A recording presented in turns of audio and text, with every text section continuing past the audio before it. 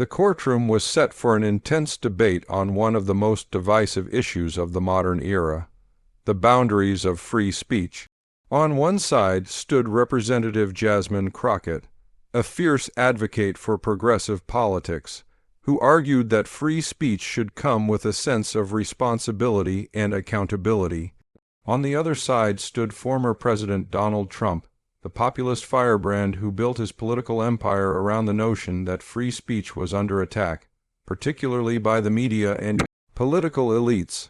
As the debate began, the judge, acting as the moderator, first turned to Crockett to present her case. She stood confidently, addressing the courtroom with a calm yet firm demeanor. "Free speech is a cornerstone of our democracy," she began, her voice resonating throughout the room. "But it is not without limits. Just as we have laws against slander, libel, and hate speech, we must recognize that misinformation and harmful rhetoric are capable of destabilizing society and leading to real-world harm." Crockett argued that the rise of misinformation, especially through social media, had exacerbated political division, fueled conspiracy theories, and undermined public trust in essential institutions. She emphasized that while the Constitution guarantees the right to speak freely, it was equally vital to ensure that speech does not cross the line into spreading dangerous lies or inciting violence. "The fact is," Crockett continued, "we live in an era where misinformation can spread like wildfire. And while the First Amendment protects our right to express ourselves, it does not protect those who intentionally deceive others for personal gain. Whether it's false information about elections, public health, or race relations, speech has consequences. It's not enough to say something is free speech and let it be. There has to be accountability, especially when what is being said is proven to be false or harmful." With her opening remarks, Crockett laid out a vision of a society where freedom of expression exists, but not without checks that prevent harm, echoing her broader political philosophy of promoting equity and justice. The courtroom then shifted to Trump, who rose from his seat with a confident, almost defiant posture. He immediately made it clear that his understanding of free speech was rooted in a staunch defense of individual rights, particularly when those rights came under threat from what he described as the liberal media and political correctness. Trump's opening statement began with a characteristic forcefulness. "Let me be clear. This country was founded on the idea that people have the right to speak their minds, without fear of being silenced or censored by those in power. What we are seeing today is not accountability, but a blatant attempt to muzzle people who disagree with the establishment." Trump's argument centered on the claim that free speech was under siege from what he termed cancel culture, an outgrowth of political correctness that sought to punish anyone who voiced an opinion outside of the narrow bounds dictated by the media and political elites. Every time a conservative or independent voice speaks out, the media labels them fake news, racist, or extremist. They want to shut down free speech to maintain their control over the narrative, Trump said, pointing a finger toward the courtroom audience as if addressing the media directly. He claimed that the left had weaponized the idea of accountability, turning it into a tool of oppression aimed at silencing dissent. For Trump, the issue was simple. The moment we allow the government or anyone else to decide what's acceptable speech, we open the door to censorship. Once that happens, it's only a matter of time before the government controls everything we say. This is the essence of tyranny. He accused the political left and the mainstream media of attempting to stifle conservative voices, using accusations of misinformation as a pretext for silencing unpopular opinions. For Trump, the debate was not just about free speech, but about the survival of democracy itself, which he claimed could not endure if political correctness dictated what people were allowed to say. The stage was now set for the rest of the debate. Crockett had framed free speech as a right that needed to be tempered by responsibility and accountability, especially in the context of the growing threat of misinformation. Trump, on the other hand, viewed any attempt to regulate speech as an existential threat to American liberty, accusing his opponents of using accountability as a weapon to suppress dissent and control the public narrative. With their opening arguments now on the table, the courtroom eagerly awaited the cross-examination that would allow each side to challenge the other's views. As the debate continued, the moderator invited the courtroom to enter the cross-examination phase, where the two sides could question each other directly. The tension in the room was palpable as both Crockett and Trump prepared to challenge each other's views. The moderator called on Crockett to begin her line of questioning. Crockett leaned forward, her eyes narrowing as she addressed Trump, her tone both professional and pointed. "Mr. Trump," she began, "you claim to defend free speech, but do you not think that spreading false information, whether it's about vaccines, elections, or public safety, has consequences? Isn't there a line where speech moves from being protected to being harmful? And if so, should there not be accountability for those who spread such falsehoods?" Trump paused, his face hardening, before responding in his trademark combative style. "You're talking about censorship, Jasmine. You're saying that if we don't like what someone says, we can just shut them down. You want to give the government the power to decide what's true and what's false. The fact is, misinformation is a subjective term. What you call false might be something I just don't agree with, and that's where you're wrong." Trump gestured toward Crockett, his voice growing louder. "You can't give anyone the power to censor speech just because they don't like the message. The minute you start doing that, you start living in a dictatorship, not a democracy." Crockett responded quickly, her voice steady and measured. "I disagree. What we are seeing today isn't about not liking a message. It's about the tangible harm that comes from misleading millions of people. Look at the January 6th insurrection, for instance. The riot was based on the spread of misinformation about the 2020 election. If we allow people to spread falsehoods without consequence, we are enabling violence and chaos in our streets. What happens when people are told repeatedly that their vote doesn't count? They stop believing in the system entirely." Trump, unfazed, fired back. "Oh, please, you're blaming misinformation for everything. But that's not what caused January 6th. It was a group of people who were upset, and they took things too far. But don't put that all on speech. What you're missing is that the real danger is silencing voices. If we shut down every person who expresses a viewpoint you don't agree with, we're not going to have a country left. Freedom of speech means people get to say whatever they want, whether it's right or wrong." Crockett's rebuttal was swift, her voice unwavering. "And freedom of speech should be protected, Mr. Trump. But it doesn't mean you get to incite violence, spread lies, and put people's lives at risk without facing consequences. I'm not talking about stifling opinions. I'm talking about limiting harmful speech that can destroy public trust and democracy itself. The freedom to speak should come with the responsibility to do so truthfully and ethically." Trump, never one to back down, shot back again. "You're just saying that to justify censorship, and let's be real, your side is the one that wants to control the narrative. I have spent my entire political career fighting for free speech. When I was president, I was labeled every name under the sun by the media, but I didn't back down.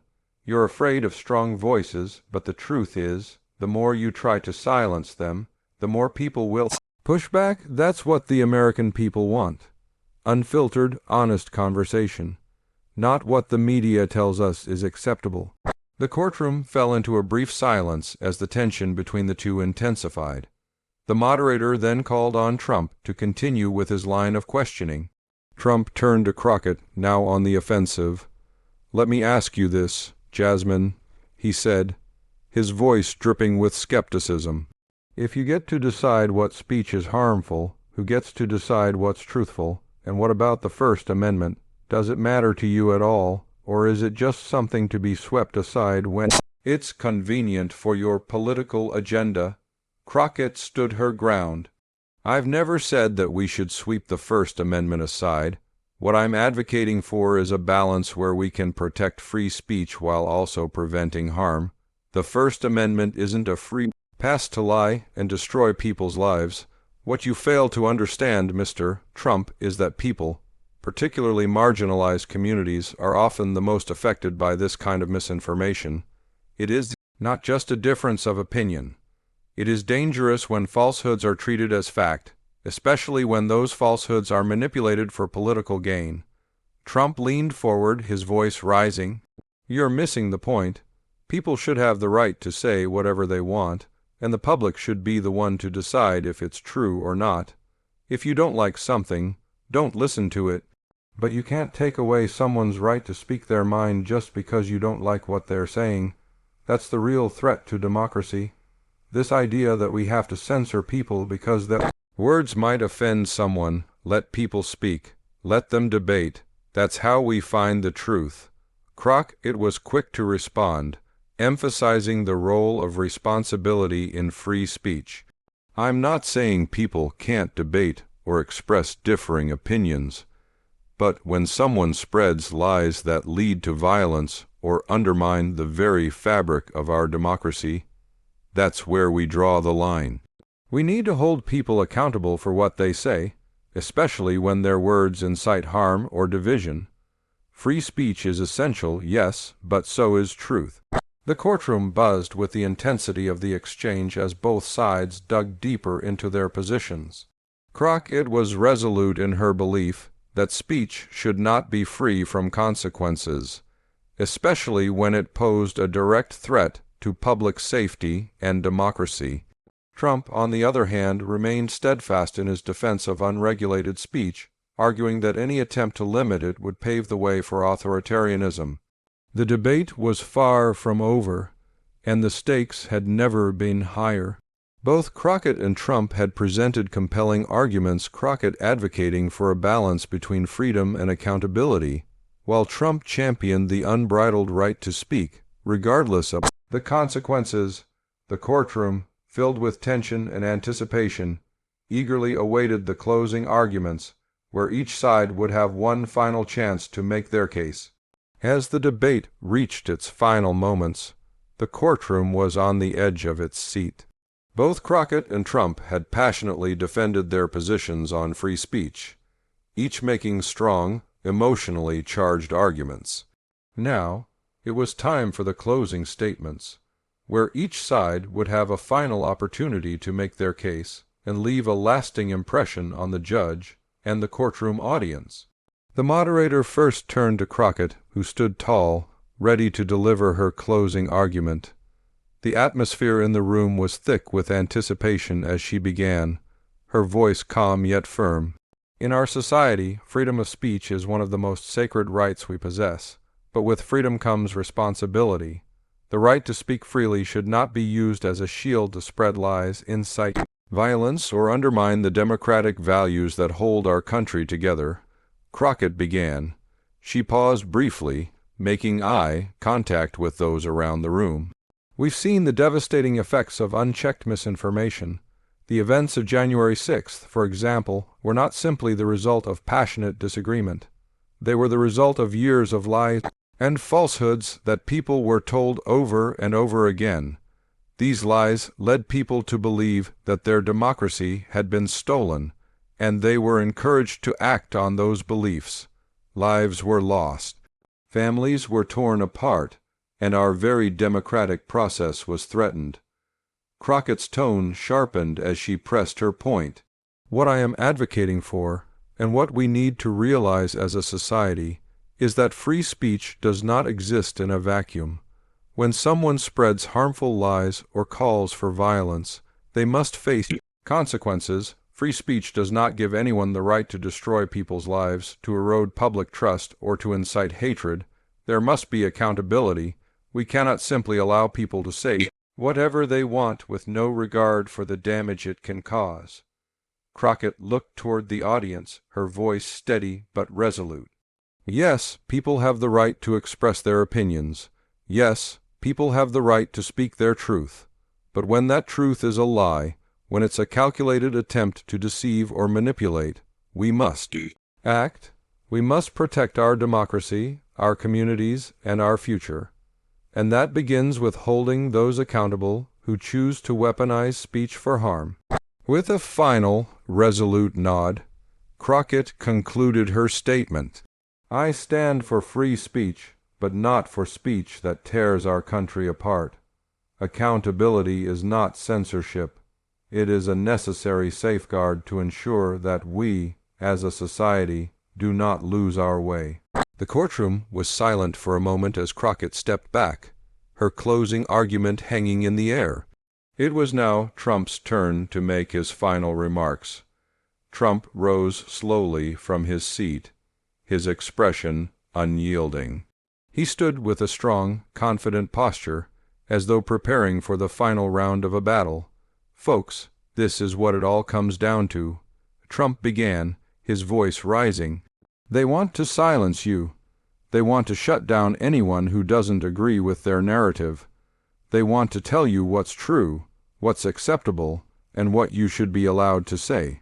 He gestured to the courtroom, his eyes scanning the room. But let me tell you something, this country was built on free speech. And when you start saying that some speech is harmful or dangerous, you're starting down a very dangerous road. Trump's tone was now filled with the familiar fire that had propelled his political rise. This is not about accountability, it's about control. It's about making sure that only one side of the story is heard. The media does it every day. They say that if you don't believe in their version of events, you're spreading lies. They call you a racist, a bigot, or a conspiracy theorist just for asking questions. The real problem here is that they're trying to erase the voices of millions of Americans who don't share their views.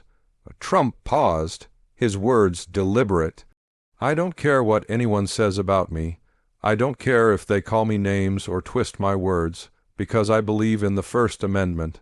I believe in the right to speak freely, to challenge status quo, and to make America great again by letting everyone's voice be heard. He stepped forward, his voice gaining intensity. What's happening now is that we're being told that we can't speak our minds.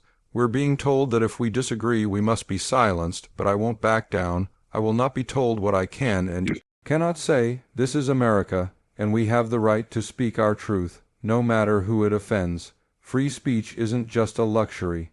It's the backbone of our democracy.